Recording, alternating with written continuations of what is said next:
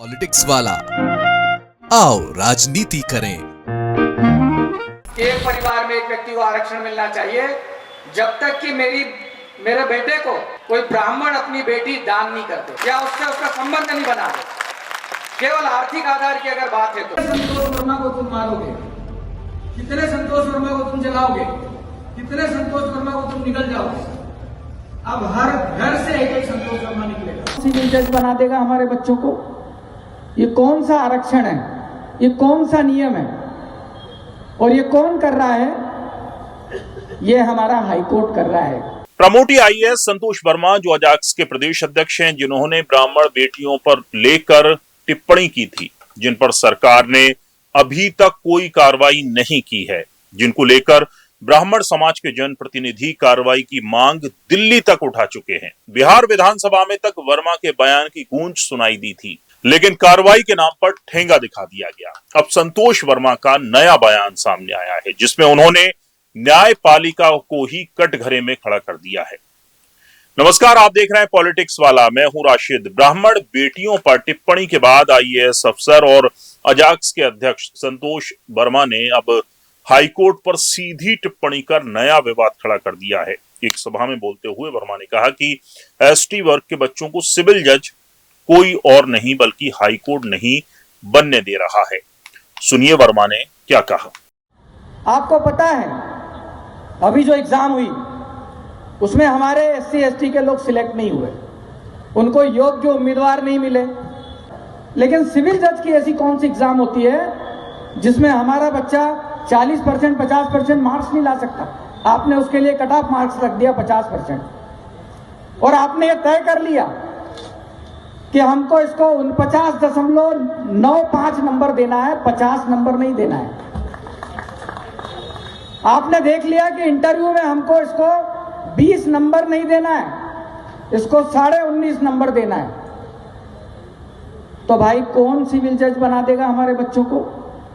ये कौन सा आरक्षण है, ये कौन सा नियम है और ये कौन कर रहा है?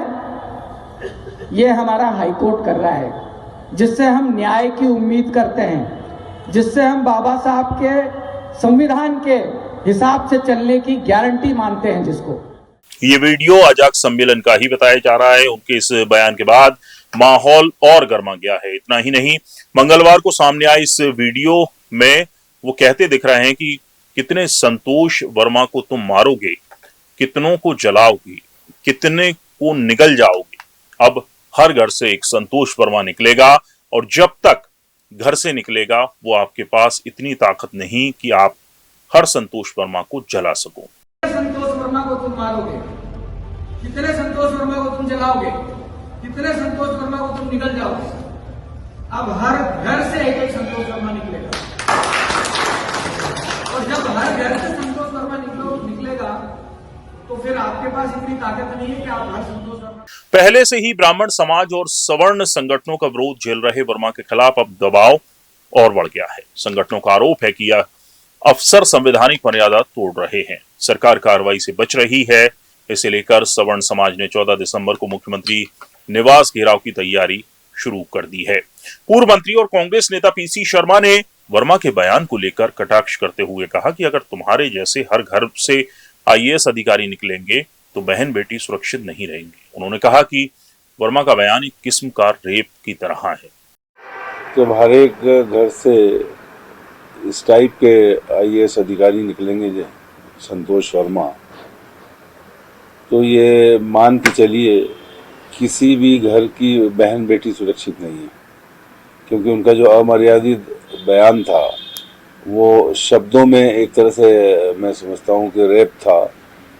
और सरकार की शय पर ये सब हो रहा है, क्योंकि सरकार के कई विधायकों मंत्रियों ने भी उस पर आपत्ति दर्ज की, लेकिन आज 20 दिन हो गए नोटिस देने के बाद, उसके बाद भी कोई कार्रवाई नहीं हो रही है। इसका मतलब ये, क्योंकि ये बयान के साथ साथ बार बार मैंने कहा संतोष वर्मा एक नहीं कई कांडों में लिप्त थे। आपको बता दें कि भोपाल के अंबेडकर मैदान में 23 नवंबर को अनुसूचित जाति जनजाति अधिकारी एवं कर्मचारी संघ यानी कि अजाक्स का प्रांतीय सम्मेलन था, जिसमें आईएएस संतोष वर्मा को संघ का अध्यक्ष चुना गया। इसके बाद वर्मा ने कहा कि जब तक मेरे बेटे को कोई ब्राह्मण अपनी बेटी दान नहीं देगा या उससे संबंध नहीं बनता तब तक आरक्षण जारी रहना चाहिए।